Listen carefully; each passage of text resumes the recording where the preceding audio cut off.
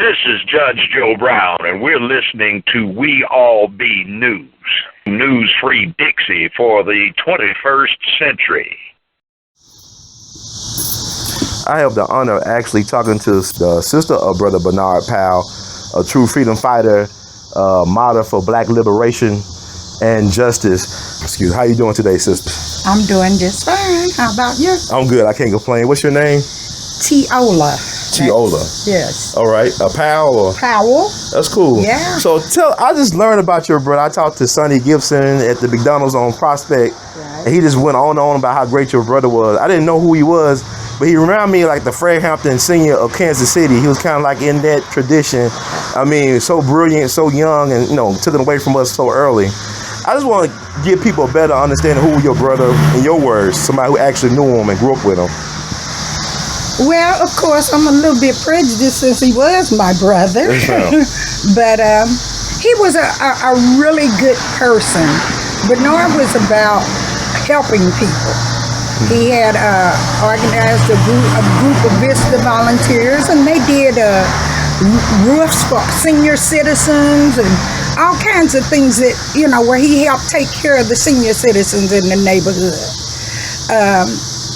SAC 20 evolved right after the riots, and there were 20 of them and one female, and they came up with Social Action Committee of 20, and through that they ran a lot of different programs. So he was a twin, and the funny thing about it is, while one of them was an attorney, his twin brother went through the law field.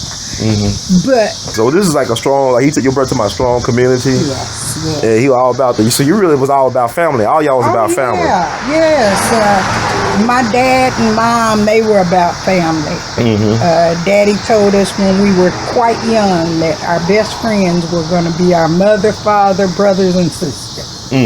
And that has held true throughout life. I'm the baby of the family, and I was the only girl. So they always teased me and called me their favorite sister. But I said, yeah, right. Of course, I'm your favorite, But we lived here. Like I said, we grew up in this house. It was an awesome neighborhood that we grew up in. Like the house that my grandkids live in right now, there used to be a doctor that lived there. Wow. The house next to it was a principal and school teacher. Wow. We had people up the street in this block that taught music. Wow. We had everything in our neighborhood, everything that a neighborhood needed. Yes, ma'am. As well as grocery stores and movie theaters. We had a wonderful neighborhood here. Wow. And as it began to deteriorate, and that was a little bit, it was before Bernard passed, actually. But he coined the phrase ghetto or gold mine, the choice is yours. And meaning that if we got out, he'd tell people, plant some flowers, do a little something, just pick up around your neighborhood. Your neighborhood can look as good as the neighborhoods out there in Johnson County where the white folks live. So he was a man ahead of his time. And like I said, he and his brother, while they took different routes, they were both very brilliant, just in a different sense. His twin brother, name was Betrayal, and he became the first black dean of the law school here at UMKC. Wow. So, and Bernard, I don't know if anyone's told you, he was a recipient of the Jefferson Award. Wow. Yeah, he received the Jefferson Award, and he at the same time that Jerry Lewis was in it. And one of the Rockefellers presented him with it. Wow. So we all went to Washington, D.C. to see that. So, he was just a wonderful person, and everybody that grew up or lived around here during his time they knew and loved him. He was a good person. I hate what happened to him, but everybody says he was killed. Bernard was assassinated. Okay. And it was a planned shooting. The gentleman that shot him had no money or anything. But right after he shot him, 30 minutes, he had one of the best lawyers in Kansas City down there representing him. Wow. So it was all about the fact that Bernard did not want the drugs in our neighborhood. And that's what kicked it off. He was fighting against some of the drugs in the neighborhood, the people that were selling them. And at that time, it wasn't our people, it was another group of people, you know. And so that was, I'm sure that was the basis of him being shot. Yeah, but you know, my mom used to tell us all the time, every time you walk out this front door, you are representing the whole PoWEl family. And that has to be good. You know, she and my dad, they didn't want us doing anything that could bring down our name. And my dad taught us very well. He said the only thing we have is our name and our word. And so if you can't give your word on something and stick to it, you're nothing. You know? Wow.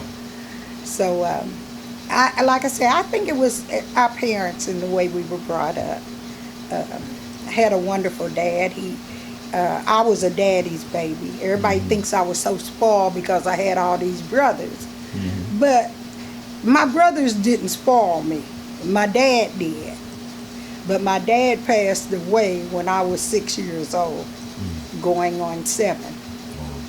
And but I was a daddy's girl all up until then. I'll never forget that evening that we found out he had a heart attack. You know. But what type of work did your dad do? I mean, my dad was an entrepreneur.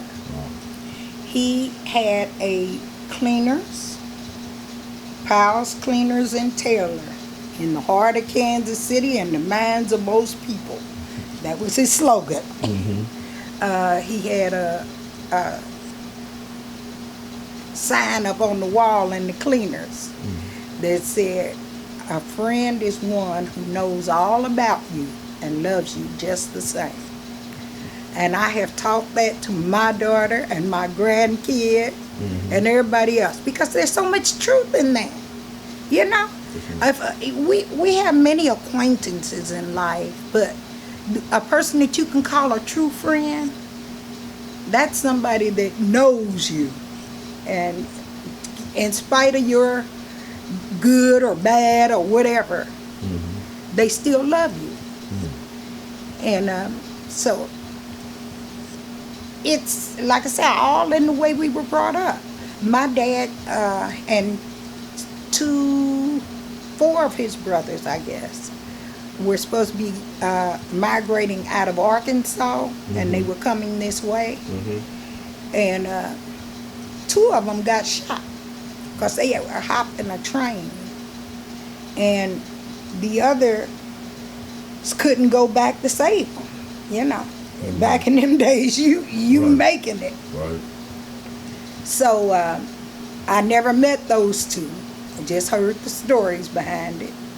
But then I had an Uncle James and an Uncle John that I met both of them.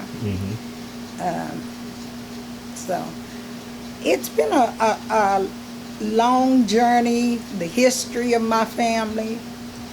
And people ask me, because Lonnie draws and Robert does wood carving and all this, and everybody says, well, what do you do?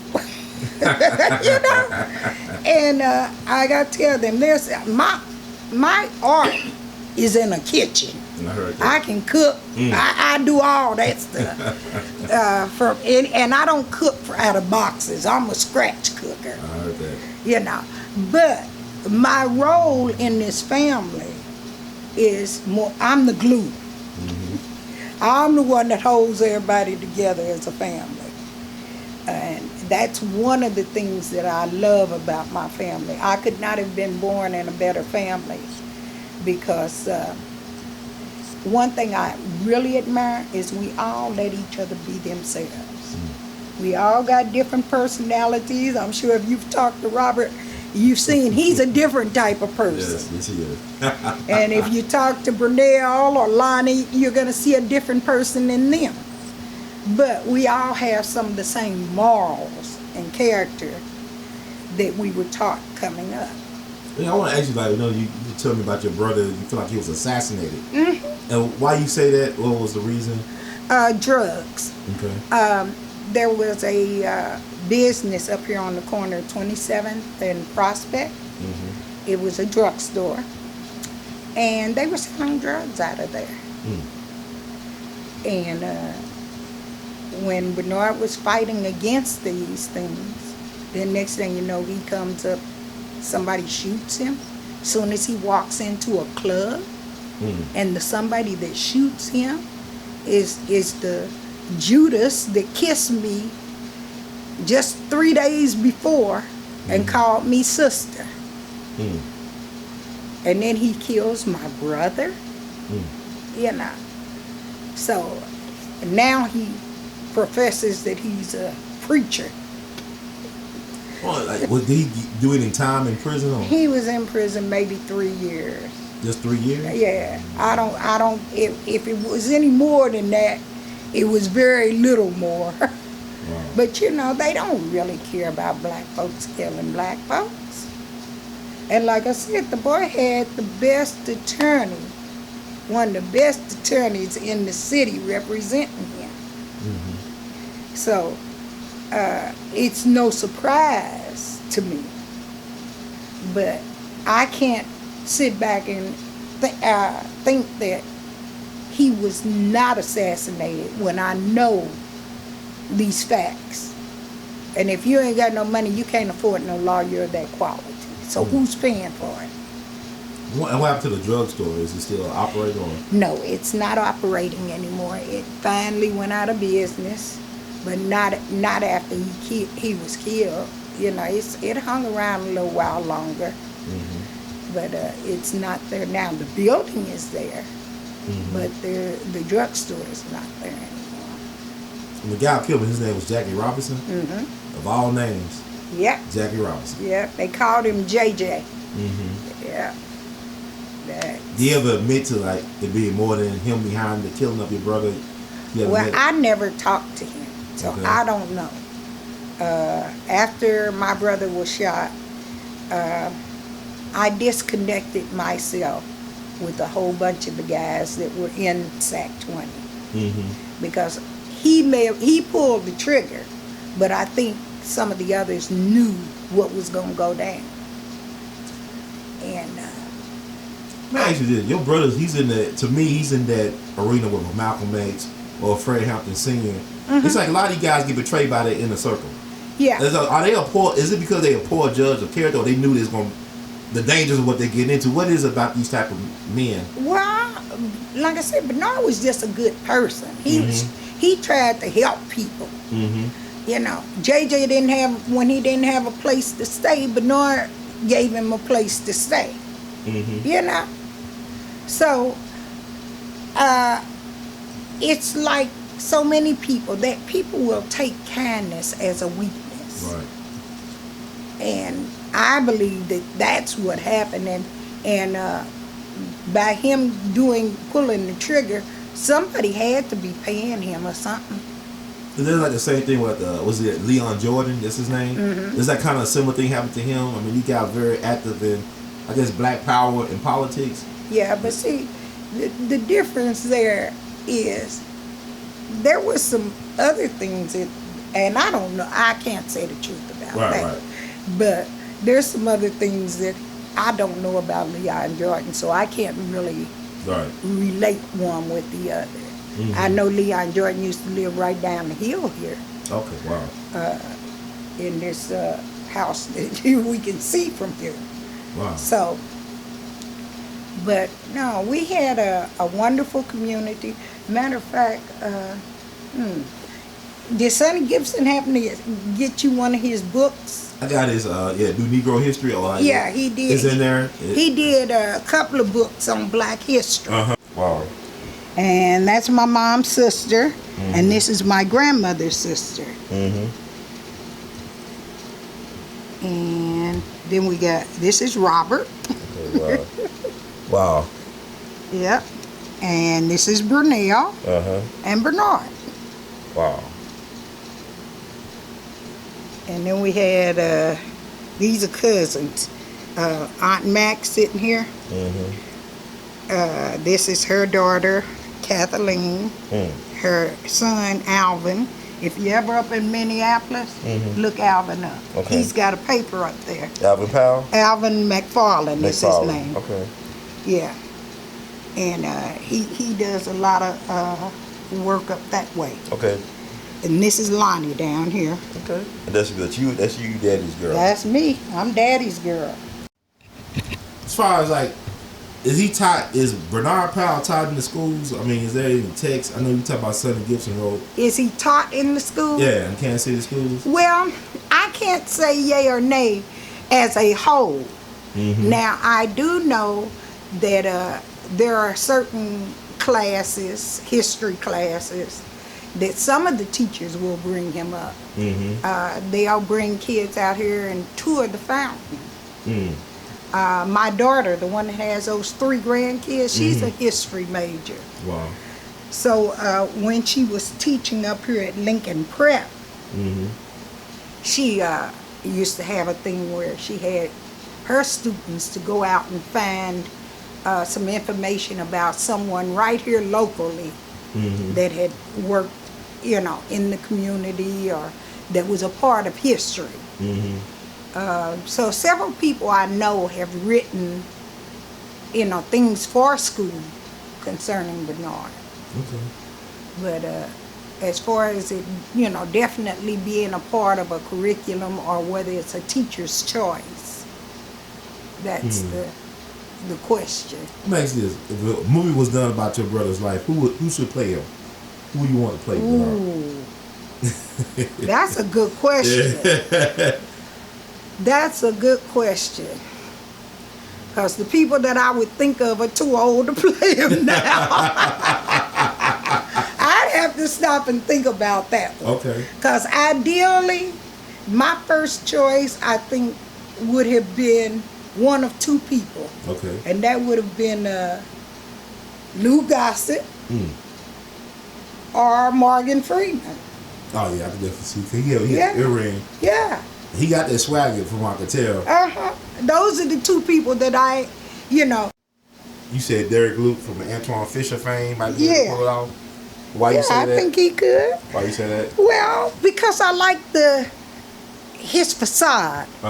Where he has some anger, yet it's a calm anger. I mean, I know he fought at first and stuff, but he was also finally willing to learn. Right. And I can see him playing that part. Okay. Yeah. Excellent. Yeah. Like, he reminded me of Black Panther, but we get this idea for the beret. That's a good question. He was not a Black Panther. Okay. But he did have some friends that were Black Panthers. Okay. And he liked that beret. So he put his SAC 20 emblem on it. Well, I want to ask you, was it true I read that Bernard, he wanted to be the first Black governor of Missouri? Is that true? Oh, yeah. Okay. Yeah, he was getting ready to run for governor. Really? Yeah. I don't know where it is now, but I think there was even a T-shirt, I'm pretty sure, that he had done. Okay. That I thought he gave it to Mom, you know. But, yeah, he was getting ready to run for governor.